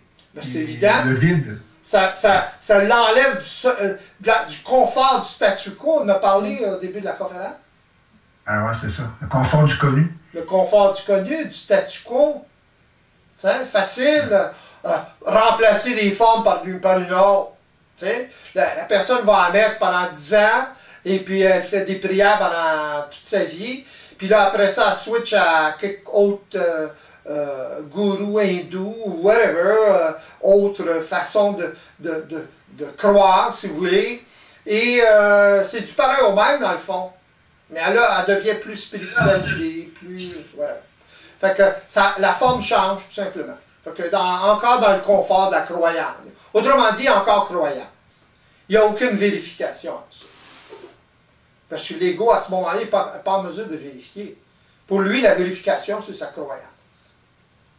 Alors, il se fait prendre encore dans le même jeu, jusqu'à temps qu'il en souffre suffisamment. Mais comme je disais tantôt, il peut mourir, là même. Tu sais? Il y en a, puis la génération, à la suite de ça, si cette personne a eu des enfants, ou l'environnement de cette personne-là peut profiter de son expérience. Peut-être. S'ils sont en mesure d'en profiter. Tu sais, le père, par exemple, qui est alcoolique, puis le fils qui regarde tout ça, ben, il peut profiter du fait que son père est alcoolique. Toutes les gaffes qu'il a fait, tout ce qu'il a fait, tout ce qu'il a détruit, etc. Donc, ne plus, il peut passer à l'autre extrême, par exemple, mais ne plus adhérer à ce genre de vie-là. Voyez-vous, c'est de même que ça fonctionne, au niveau de la polarité. Mais ça ne veut pas dire que la personne a saisi l'essence de ce qui se passe. L'essence de ce qui se passe, c'est de voir à travers, pas en vouloir à son père, mais de voir à travers le fait que son père est assujetti à des programmes d'une façon extrême. Voyez-vous?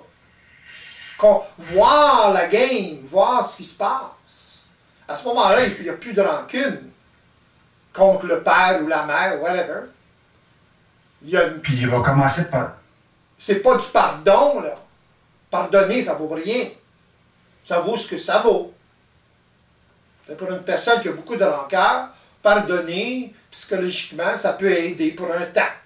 Mais chasser le naturel, il revient au galop. Le moins petit incident, pof, ça revient. Ben, est-ce que pour se rendre compte de ça, il faut qu'il soit en contact avec un événement ou une situation extrêmement polarisée pour que ça puisse lui faire comme une espèce de choc, puis que là, il va réaliser qu'il y a quelque chose qui ne marche pas? Oui, mais il ne pourra pas réaliser par lui-même ce qui ne marche pas. C'est ça le problème. Ça va l'amener à chercher quelqu'un ou chercher une solution, si vous voulez, Ça va l'amener vers des personnes qui sont de plus en plus éveillées. Ouais. Ou qui se disent éveillés. Ou qui se disent éveillés. Voyez-vous? Qui vont l'informer de cette situation. Qui vont l'informer de la situation. Plus ils sont éveillés, plus ils vont l'informer de la situation réelle, de ce qu'il vit. Donc, avec cette information-là, plus le bagage de souffrance qu'ils ont, ben là, à un moment donné, ils lâchent prise. Voyez-vous? J'en connais comme ça. C'est que des gens comme vous, là, comme Isabelle, comme toi, comme d'autres, c'est que ça. Vous étiez au bout du rouleau. Quel rouleau de souffrir de la vie. Puis là, vous avez absorbé une information, puis là, vous avez, hop là, Eureka, là, tu sais. Dans le sens de, vous devez réaliser quelque chose, là, parce que vous étiez prêt.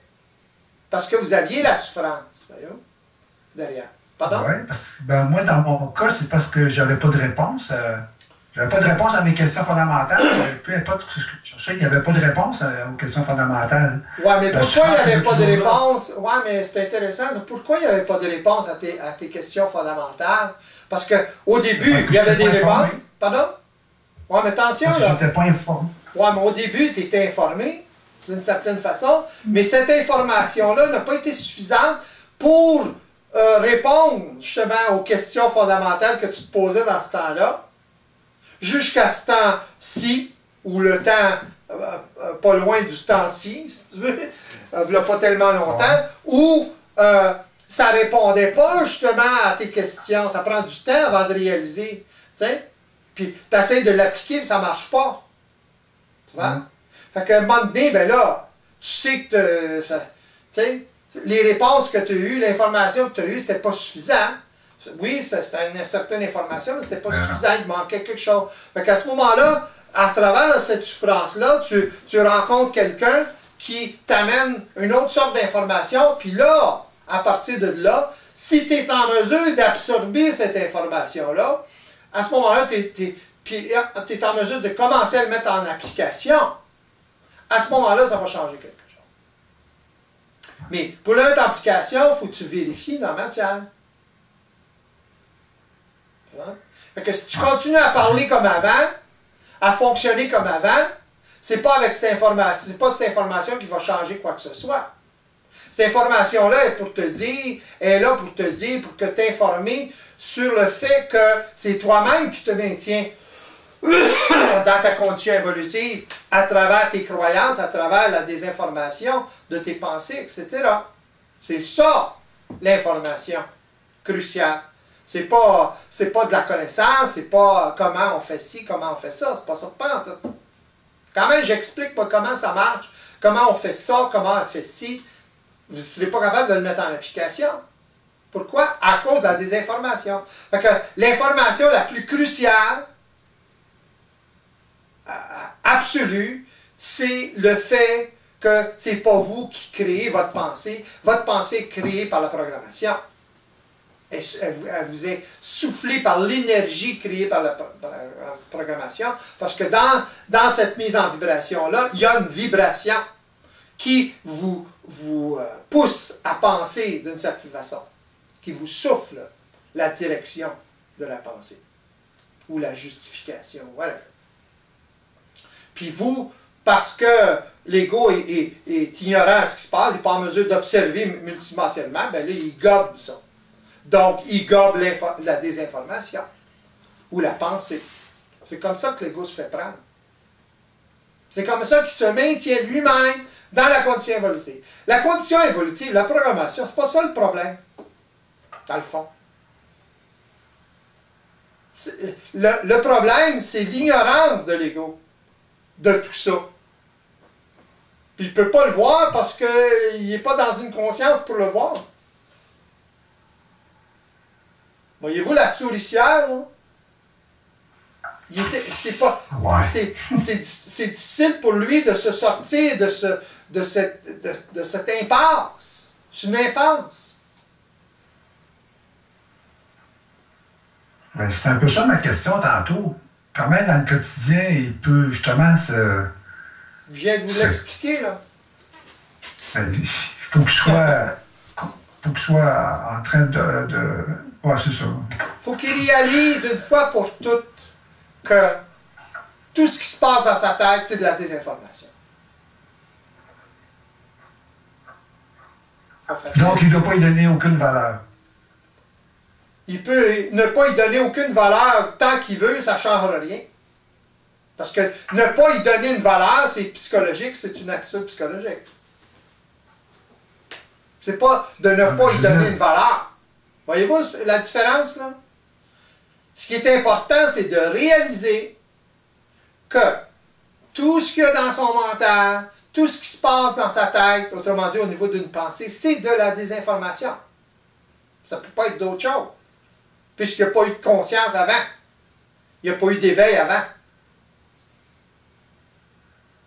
Alors, comment il fait pour vivre d'abord? Ah! Parce que là, tu anticipes quelque chose à partir d'une conscience involutive. Tu vois-tu, à partir d'une conscience psychologique. C'est pas de même que ça marche. Je veux dire, il faut continuer à... Oui, c'est ça. Oui, tu vas continuer à faire ce que tu as à faire pareil. Tu vois-tu la résistance, là? Fait que l'ego, il va continuer à faire ce qu'il fait pareil. Ça n'empêche rien, ça. C'est juste que, du point de vue psychologique, là, il se demande, ben, comment je vais fonctionner, là? Il se pose trop de questions, autrement dit. Il commence par le commencement, commence par réaliser ça, puis tout le reste se fait automatiquement.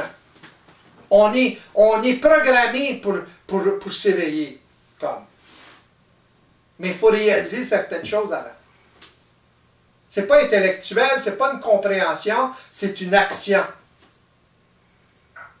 L'action de réaliser, l'action d'observer, l'action de voir la réalité de ce qui se passe. Et la réalité de ce qui se passe, c'est que on est continuellement désinformé par cette programmation-là, par cette mémoire-là. C'est évident. Okay. Alors, il s'agit pour l'ego finalement de le voir et de l'accepter.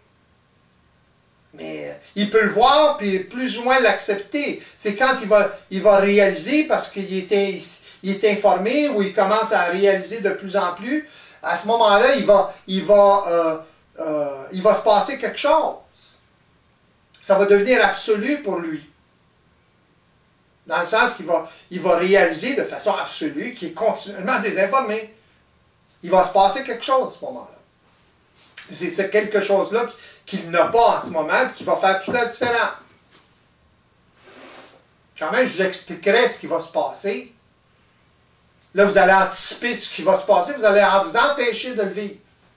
Voyez-vous, la curiosité psychologique, là, c'est ça que ça fait. Ça retarde, ça l'empêche l'ego de s'éveiller. Il a peur. Il est craintif. C'est normal.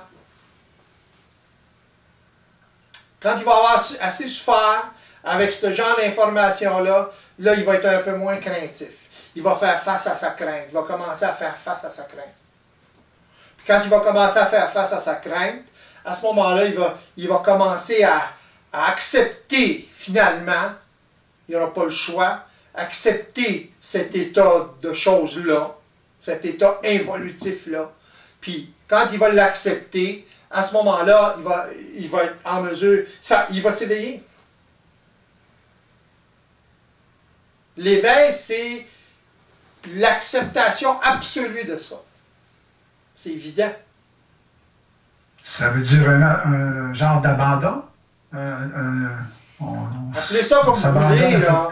Appelez ça comme vous voulez. C'est pas un abandon. Il va l'avoir encore dans le derrière, sa proclamation. Elle va être présente quand même. Mais lui, il a peur il a peur de perdre. Alors, il a peur de perdre le confort. T'sais? C'est le confort, puis en même temps, ça se frappe. C'est paradoxal. Il se fait battre, puis en même temps, il est confortable là-dedans. Parce que ça le sécurise, parce qu'il n'ose pas, puis, jusqu'à temps qu'il se fait battre un peu trop. Quand il se fait battre un peu trop, puis il est informé, il commence à être informé, c'est tout ce que ça sert, l'information. Là c'est pour ça que c'est un processus individuel. Là, il commence à wow, c'est assez, là. Il commence à en avoir jusqu'ici. Alors, à ce moment-là, ben, là, il ne peut pas faire autrement, parce qu'il a réalisé, il ne peut pas faire autrement, d'accepter sa condition. Une fois qu'il fait ça. Tu sais, puis c'est pas parce que je vous le dis que vous pouvez le faire. C'est pas une affaire qui se comprend, c'est une affaire qui se vit. Je vous explique un peu ce qui se passe. Voyez-vous? Vous allez être face à ça, tôt ou tard. Alors, à ce moment-là, vous allez être pris, peinturé d'un coin. Vous n'avez pas le choix. Parce que vous allez être trop informé, justement. Voyez-vous? L'information, c'est la réalisation. Vous allez avoir trop réalisé. Tu sais, réaliser, vous ne pouvez pas aller contre ça. Tu sais, il y a un verre devant moi. Quand même que je dirais qu'il n'y a pas de verre devant moi, il y a un verre devant moi. Voyez-vous ce que je veux dire? C'est une réalité. C'est absolu. C'est la même chose. Tout le reste, c'est pas important. C'est ça qui est important. À partir de là, vous pouvez commencer à vous construire. Mais tout être vivant, tout homme a besoin d'être informé. Et il ne peut pas s'informer lui-même. Vous voyez le problème, là? Tant qu'il est dans sa condition évolutive. Il ne peut pas s'en sortir. C'est ça qui est occulte. Alors. Pour ça qu'on a besoin d'interrelationner ensemble. Moi, quand je vous parle, je trouve d'autres façons de le dire, de le voir, de l'exprimer. Ça me sert. Ça vous sert. C'est de même que ça fonctionne. Ceux qui veulent absolument s'en sortir tout seuls, dans le sens de ne pas prendre aucune information d'autre, bonne chance. Ça, c'est de l'orgueil intellectuel. C'est pas comme ça que ça fonctionne. On a toujours besoin de plus petit que soi. Genre. Voyez-vous ce que je veux dire? On a toujours besoin de quelqu'un d'autre, quel qu'il soit. L'interaction.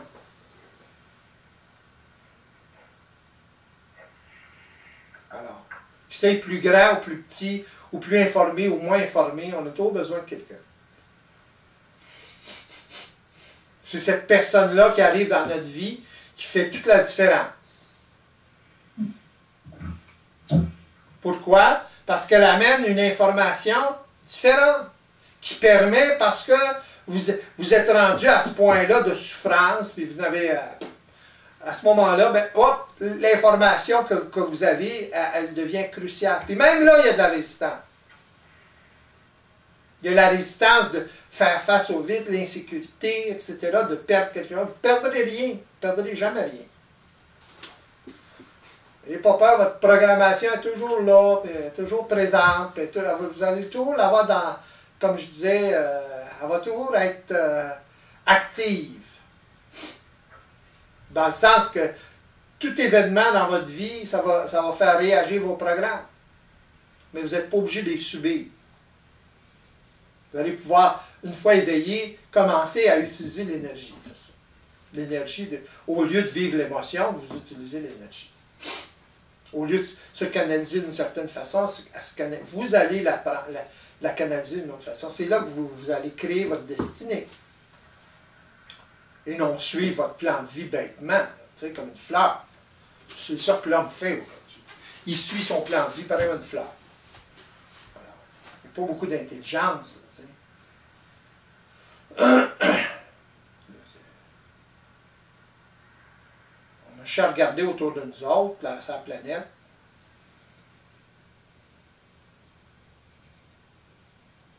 Vous pouvez compter sur vos doigts les choses intelligentes que vous pouvez voir chez les autres. des comportements, etc. D'autres questions? Non, pas d'autres questions. Par contre, j'aimerais que vous répondiez juste, il y a une observation qui est sur le chat. Oui. Et comme on est un peu... C'était Axon qui dit « J'ai appris à faire le vide dans mon esprit en stoppant le bavardage mental. » Bon, c'est une belle attitude psychologique, mais c'est pas comme ça que ça fonctionne. Oui, ça peut fonctionner temporairement, mais ça ne fonctionne pas comme ça. Ça, c'est de l'attitude psychologique. Vous allez avoir des surprises. C'est un peu comme mettre son doigt sur un tuyau qui coule. Ça ne se coulera pas pendant un certain temps, mais à un moment donné, vous allez avoir mal au doigt, puis vous allez leur tirer votre doigt. Ou il va se passer d'autres choses. Ça va couler ailleurs. Puis là, vous n'aurez pas assez de doigts pour tout colmater. C'est ça l'attitude psychologique. Ça retarde l'échéance. C'est tout ce que ça fait. Moi, je vous dis, c'est pas comme ça que ça fonctionne. Si vous pensez que ça fonctionne de même, ben, tant mieux, c'est correct. Vous allez vivre l'expérience.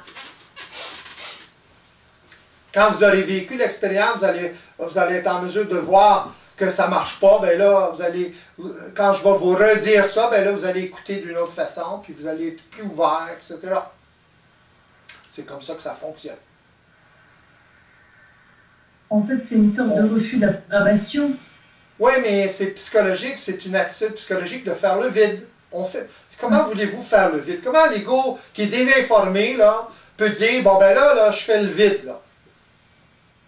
Je me laisse plus influencer. J'ai décidé ça, moi. Voyons. Lui, il décide psychologiquement une chose comme ça. Quand il y a la programmation qui est vibratoire, c'est puissant, la vibration. Le déclenchement des programmes se fait automatiquement. C'est une puissance incroyable. Il n'y a pas personne qui peut... on ne peut pas l'empêcher, ça. Ça se fait tout seul. C'est automatique. L'ego va empêcher...